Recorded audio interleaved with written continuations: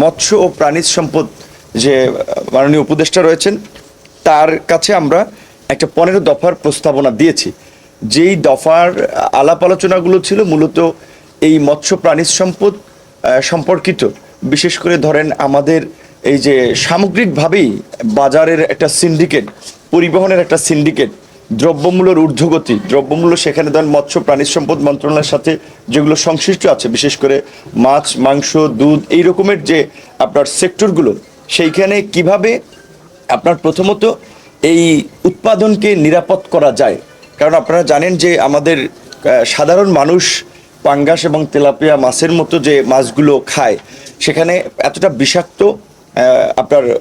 উপাদান ক্ষতিকর ব্যবহার করা হয়, যেটা মানুষের শরীরে গিয়েও কিন্তু ক্ষতি করছে। যেটা কিছুদিন আগেই জগন্নাথ বিশ্ববিদ্যালয়ের একদল গবেষকরা দেখিয়েছে যে আপনার এই পাঙ্গাস তেলাপিয়া মাছের আপনার ফিডে আপনার জিঙ্ক, ক্যাডমিয়াম সহ বিষাক্ত নানান ধরনের যে ক্ষতিকর পদার্থ থাকে। তো এই খাদ্যের উৎপাদনকে নিরাপদ করা এবং এই পরিবহনকে সহজলভ্য করা, পরিবহনের চাঁদাবাজি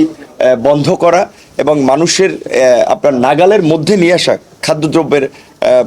দামগুলো সাধারণ মানুষের পুষ্টি আপনার চাহিদা নিশ্চিত করতে, বিশেষ করে ভ্রাম্যমান যে উদ্যোগগুলো আছে যে আপনার কম মূল্যে আপনার এই খাদ্যদ্রব্য মাছ মাংস বিক্রয়, সেগুলো, এবং বিশেষ করে এখন আমাদের রাষ্ট্র সংস্কারের জায়গা থেকে সমস্ত মন্ত্রণালয়গুলোতেই,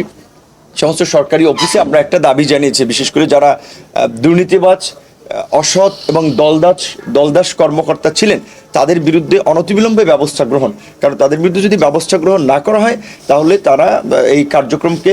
ব্যাহত করবে। সেই জায়গা থেকে আমরা আগামী 10 দিনের মধ্যে আমরা প্রত্যেকটা মন্ত্রণালয়ে, বিশেষ করে স্পেসিফিকভাবে আজকে যেহেতু মৎস্য প্রাণী সম্পদ উপদেষ্টার সাথে বসেছি, এই মন্ত্রণালয়ের যারা দুর্নীতিবাজ,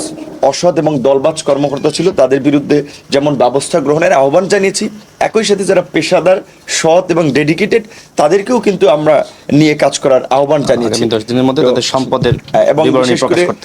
আইন উপদেষ্টা তার মন্ত্রণালয়ের যেমন একটা কর্মকর্তা কর্মচারীদের উদ্দেশ্যে বলেছিলেন যে 10 দিনের মধ্যে সম্পদের বিবরণী প্রকাশ করার জন্য। আমরা মাননীয় মৎস্য প্রাণী সম্পদ উপদেষ্টাকেও বলেছি যে তার মন্ত্রণালয়ের কর্মকর্তা কর্মচারীদেরও 10 দিনের মধ্যে একটা হিসাব জনসম্মুখে প্রকাশ করে, এবং আমরা আশা করব যে এই হিসাব প্রকাশটা সব মন্ত্রণালয় এবং সরকারি দপ্তরের দায়িত্বশীলরা উদ্যোগ নিয়ে তারা সহউদ্যোগ এটা করবেন, এবং এটা উচিত, বিশেষ করে যারা সরকারি কর্মকর্তা কর্মচারী আছেন। এবং